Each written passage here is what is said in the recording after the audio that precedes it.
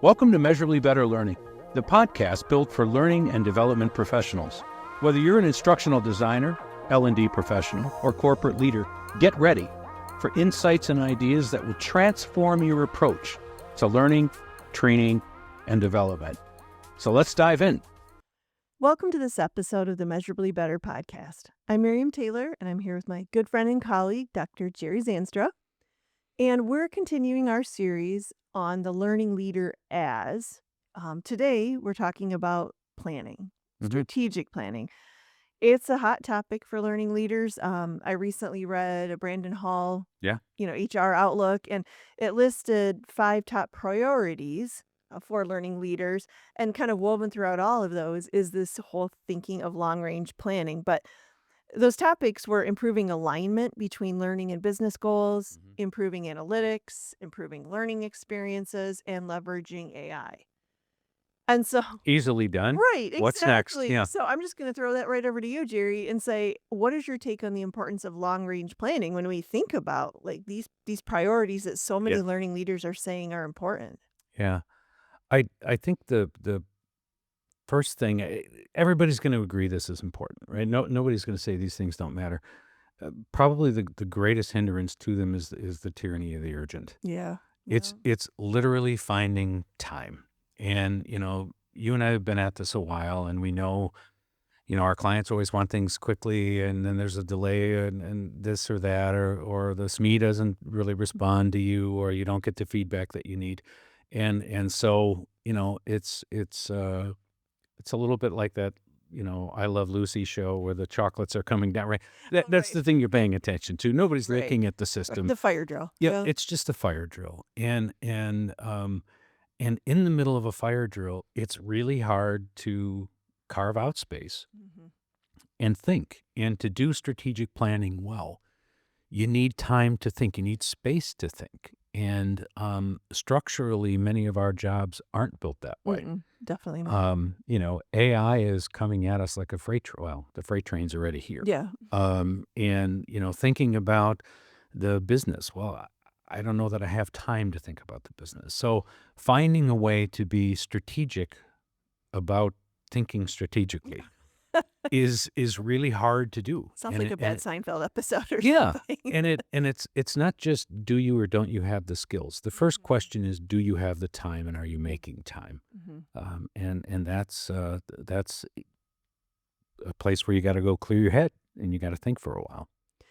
Yeah, I mean, we're really, because basically, a learning leader typically we're just thinking in terms of, well, what's, like you said, what's the next learning need? What's the next? But it's really much more than that. So how would a learning leader, let's just say they assume they can find some time, where do they start with that strategic or that like long-term planning? Yeah. And it's because it's not just anticipating the next learning need. It's much larger than that. Bigger than that. And it's intimidating, honestly, because there are so many variables. There are variables internal to your team. There are variables in the company. And then there are variables that are outside your company that have a huge impact on what you're doing and what the company's priorities are. So, it's finding time, and then it's actually leaning into it. And it takes a little bit of courage to do it, because things are going to change. The place I think that you need to start isn't looking at learning. Okay. It's looking at the business, looking at the organization that you serve. And especially, learning leaders is what we're talking about, right? If you're in a leadership role, I think you have to get aligned with where your company is. And that means you're developing relationships with people who are actually steering the ship. It's understanding your industry and how your industry might be changing. And then it's looking at, some of the technological opportunities that we have. So it's not a small task. I don't want to necessarily put a number to it, but I think if you're a learning leader and you're not spending at least 5 hours a week, I would or agree with that 10% of your time looking around Mhm. and thinking deeply, I really think you're going to have a challenge doing that. But coming to what are the company's goals? What are the business goals? Where do the people in leadership who are driving those decisions, where do they want to go?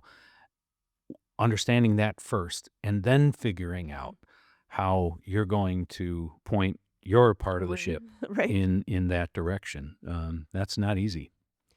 No, that makes a lot of sense, and I think that's a great first step because it does feel very overwhelming. But if you sit down and look at those two things, the company or your organization's goals and then what's going on in the industry, you're going to figure out pretty quick.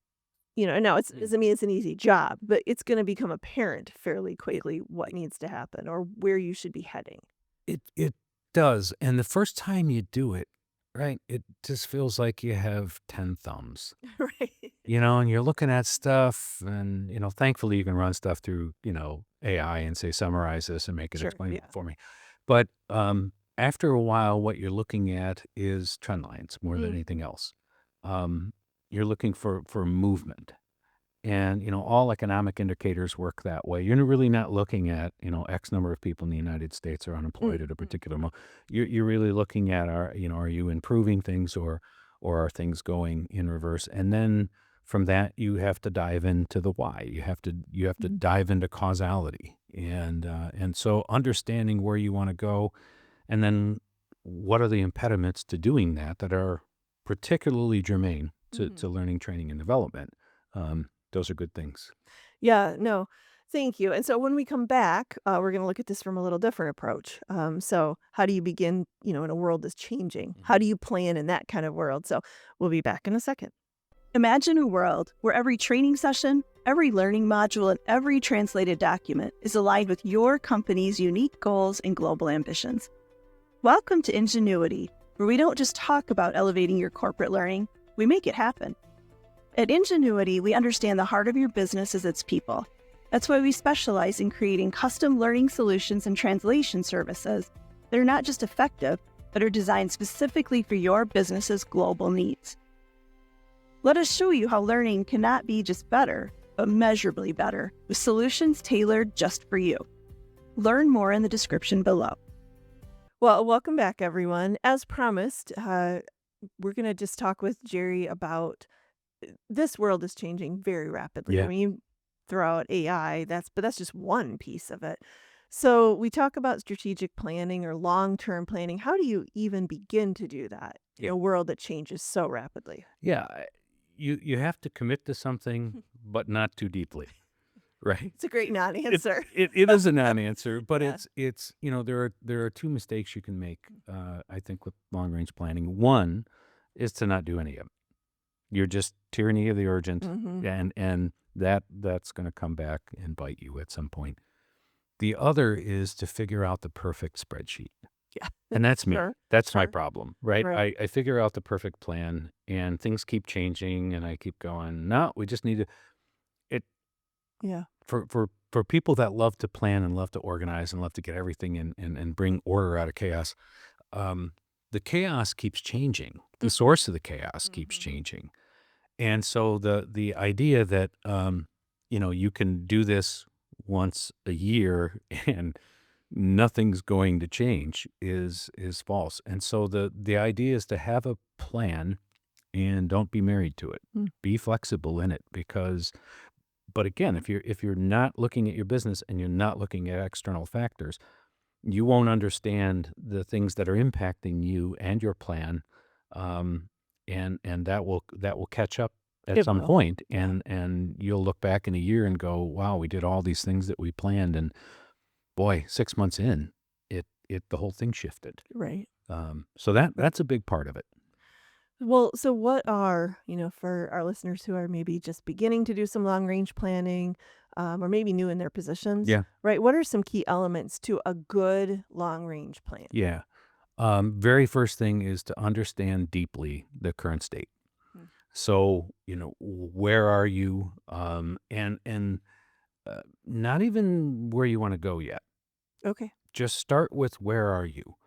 And there are, X, Y axis things. Yeah, there's lots of ways to do Right, that. But right. to understand where your strengths and your weaknesses are and some of the opportunities and threats. I mean, you can SWOT analysis is Sure, a really right, good place right. to begin. But it's understanding your current state, and to do that, well, you need to both read and you need to be in conversation. And you're going to be in conversations with people whose world you might not know. But you have to listen carefully to them and ask the right questions so that you can glean from them where the challenges are. And then it's your job, maybe with a small group of people, to think through how learning can impact that. But starting current state. Okay, that makes a lot of sense. You need to understand that. Everybody wants to get to Right.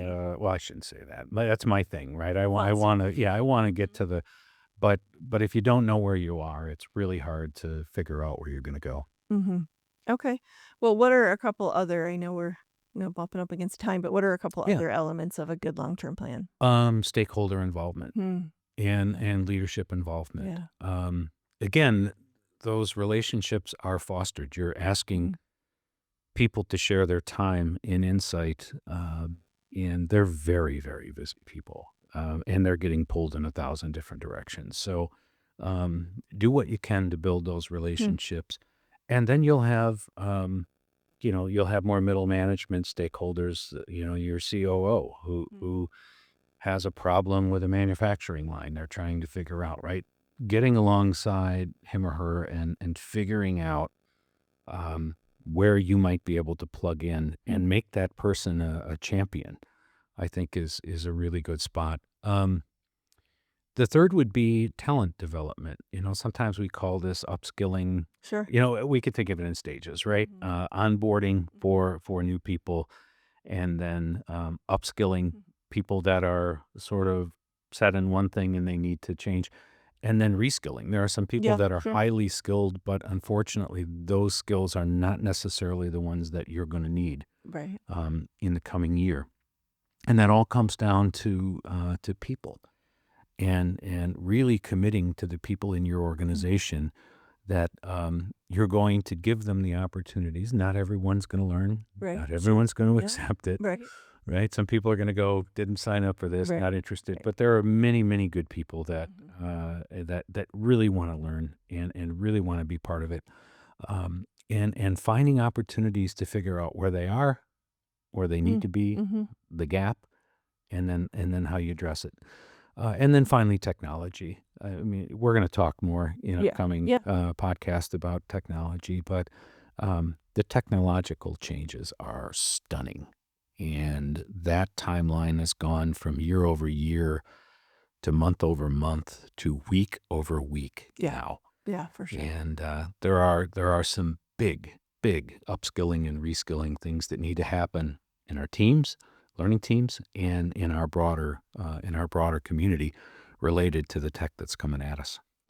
Yeah, no, thank you for your just explanation. I think breaking down sort of like you said, an overwhelming topic, and what kept resonating to me was it's really about relationships. You think about long range planning as holding up with your spreadsheet, which it is, but if you're not in relationship with stakeholders, with people on your team, with the larger organization, you don't even know what to start to put in there. So I know when you and I do it, I have something in mind, and then we have our phone call, and in that conversation comes, these are the topics we need to be thinking about. I can't do that. Maybe some people can do that in isolation. I No, cannot. right. I need to do that in conversation, and float some trial balloons, and then you throw darts at them, and you And come up vice with a very versa, vice I try to throw a kind dart, but it's a pointy object. But the idea that those conversations and relationships really matter.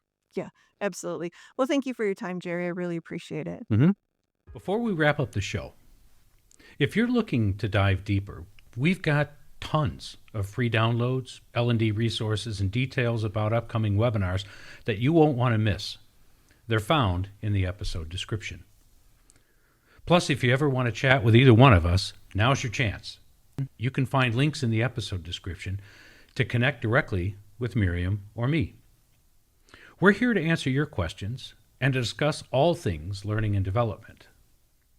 And speaking of questions, we love hearing from you. Whether it's a question or a comment or a topic you're curious about, or if you just want to join the conversation, drop us a comment on your favorite social media channel. Your input shapes our shows. Don't forget to subscribe to our podcast on your favorite platform. It's the best way to ensure you never miss out on our latest episode. We're excited to continue to transform learning into a measurable success with you. Until next time.